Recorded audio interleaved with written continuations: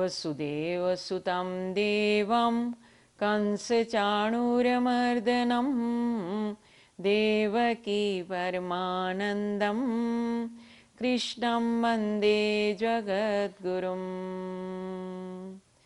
ॐ सर्वमङ्गलमाङ्गल्ये शिवे सर्वार्थसाधिके शरण्ये त्र्यम्बके गौरी नारायणी नमोस्तुते। सभी भक्तों को प्यार भरी जय श्री कृष्ण, जय माता दी। नवरात्रि का पावन पर्व बहुत ही जल्दी आ रहा है। हमें नवरात्रि में क्या करना है, नवरात्रि का अर्थ क्या है, माता रानी कैसे प्रसन्न होंगी और क्या हमें प्रदान करेंगी, इसी पर आज हम थोड़ा सा विचार कर रहे हैं। नवरात्रि एक संस्कृत का शब्द है जिसका अर्थ होता है नव मीन्स नौ और रात्रि मीन्स रातें। ये 9 रातें जो हैं हमारे जप के लिए, संयम के लिए, भजन के लिए, साधना के लिए इतनी उपयुक्त हैं कि इन नवरात्रि काल में किया गया यज्ञ दान तप अनंत गुणा फलदायक सिद्ध होता है। नवरात्रि में माता रानी को रिझाने के लिए घी की जोत नित्य प्रति जलाएं, बच्चों से जलवाएं। बच्चों की बुद्धि अच्छी होगी, उन्हें शक्ति मिलेगी, विद्या में अच्छा पढ़ेंगे, अच्छे मार्क्स लाएंगे। तो घी का दीपक माता रानी को बहुत प्रिय है। जो खेतरी बीजते हैं, कलश की स्थापना करते हैं, उनके लिए बहुत संयम की ज़रूरत है। उसी अनुसार वो अपना ये कर्म करें। माँ हमेशा जीव का कल्याण ही करती है। माँ की पूजा किसी भी रूप में की जाए, धरती माँ के रूप में, गाय माँ के रूप में, गंगा माँ के रूप में, या अपनी लौकिक माँ के रूप में, या दुर्गा माँ के रूप में, किसी भी रूप में माँ की पूजा की जाए, माँ कल्याण ही कल्याण करती है। माँ का एक स्वभाव होता है ममतामयी और शक्ति स्वरूपा है जो हमें प्रत्यक्ष रूप से दिखाई देती है। उठते हुए, बैठते हुए, खाते हुए, सोते हुए हर जीव को शक्ति चाहिए। बिना शक्ति के कोई काम होता ही नहीं है। तो माँ की आराधना करना बहुत ज़रूरी है। आपका इष्ट कोई भी है, नवरात्रि में संयम पूर्ण माता रानी की आराधना करें, दुर्गा चालीसा का पाठ करें। इससे माँ शक्ति प्रदान करती हैं।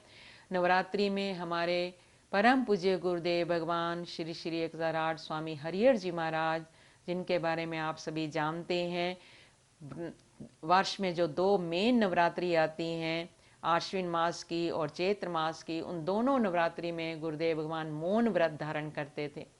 मौन व्रत धारण करने से वो कहते हैं मुझे पूरी एनर्जी फिर मिलती है और मैं 6 महीने फिर भक्तों को बांट देता था। तो ऐसे गुरुदेव से हमने सीखा, हमें भी समय समय पर उन्हीं के आशीर्वाद से मौन व्रत करने का सौभाग्य प्राप्त होता है। तो हम उनके जीवन से ये शिक्षा लें कि जितना हो सके नवरात्रि में कम बोलें, मौन धारण करें, किसी की निंदा चुगली तो करनी नहीं है, क्रोध नहीं करना, आहार अपना शुद्ध रखना है। ये नवरात्रि में इन बातों का ज़रूर ध्यान रखें। मौन की इतनी महिमा भगवान ने श्रीमद् भगवद गीता में बताई कि जो व्यक्ति मौन धारण करता है वो मेरा ही स्वरूप बन जाता है। मौनम चैवस्मि गुह्या नाम, मौन धारण करने वाला, गोपने से गोपने बात में भगवान कहते हैं मौन धारण करने वाला मेरा ही रूप है, मौनी मेरी विभूति है। इससे अधिक और भगवान क्या कहें। द्वादश अध्याय में भी भगवान ने कहा भक्त मुझे वो प्रिय है तुल्य निंदा स्तुतिर मौनी, जो ना किसी की निंदा करे ना किसी की स्तुति करे, मौन धारण करे।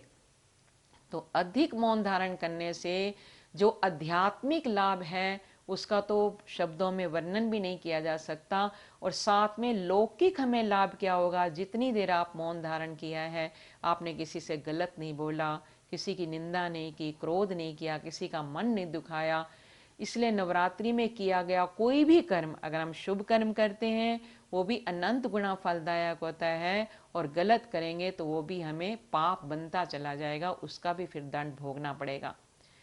तो माँ की पूजा किसी भी रूप में की जाए, बुद्धि के रूप में, शक्ति के रूप में, भक्ति के रूप में, माँ शक्ति ही देती है।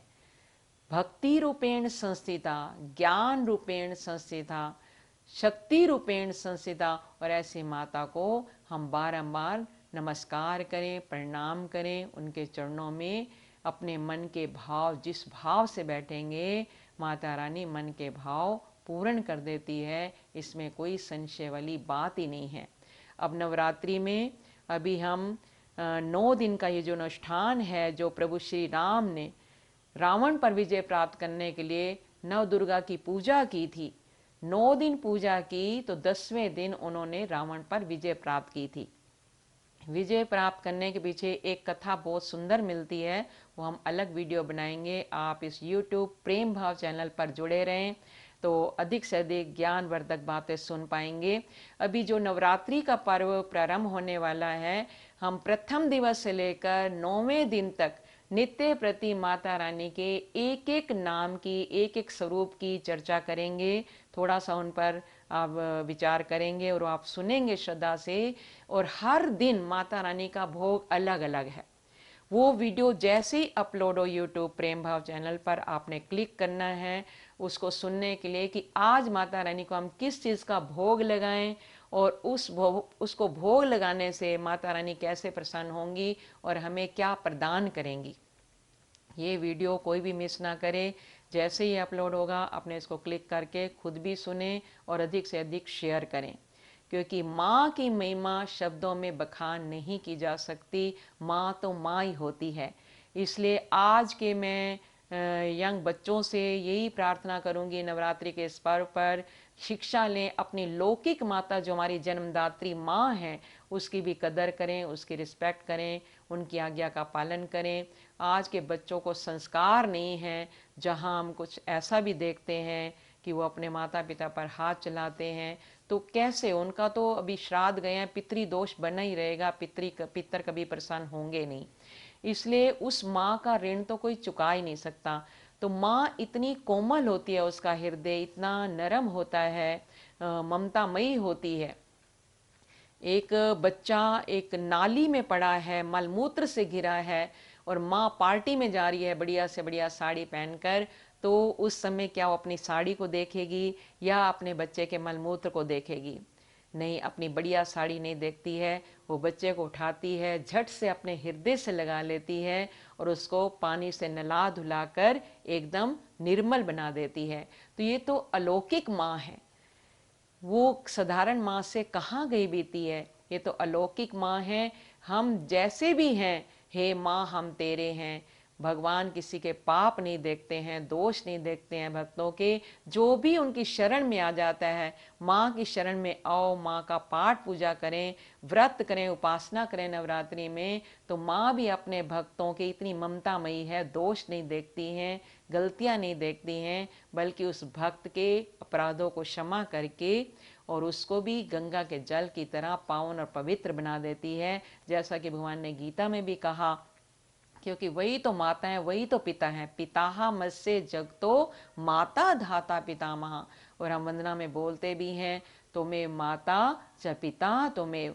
तो भगवान ने गीता में माँ के रूप में भी देखो तो भगवान ने कहा, माँ में कम शरणम व्रज, एक बार जो मेरी शरण में आ जाता है, अहम त्वा सर्व पापे भी हो, मैं उसको जन्म जन्मांतरों के पापों से मुक्त कर देता हूँ और मोक्ष के द्वार पर जाकर खड़ा कर देता हूँ। ये इतना पावन पवित्र काल है, 9 रातें हैं, इसमें तो अधिक से अधिक बस पाठ पूजा आराधना साधना करें, जो चाहेंगे वही मिल जाएगा। 6 महीने फिर बैठ कर खाएं। जो भक्त अनुष्ठान करना चाहते हैं, 9 दिन का एक अनुष्ठान होता है। आप 7 पाठ दुर्गा चालीसा के नित्य प्रति करें, जो हमारे फरीदाबाद कुटिया में भी होते हैं, आश्रम में भी होते हैं, गीता आश्रम में। तो माँ तो सबके मन के मनोरथ पूर्ण करने वाली है। इस दौरान जो भी अनुष्ठान किया जाता है, आप द्वादश अध्याय के 17वें मंत्र